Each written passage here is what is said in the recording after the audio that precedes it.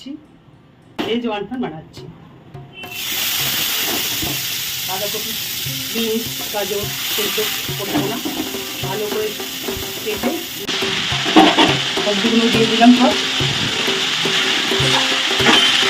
আপনারা চাইলে অন্য কোনো সবজি দিতে পারেন, চিকেন দিয়েও করতে।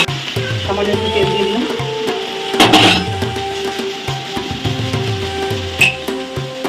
আদা রসুন। আমি একটু সিজন সস দিয়ে দিচ্ছি, কুচি কুচি করে কেটে দিচ্ছি। 1 চিমটি অরিগানো দিয়ে দিচ্ছি, 1 চামচ গোলমরিচের গুঁড়ো। আপনারা যেরকম ঝাল খাবেন সেভাবে দেবেন।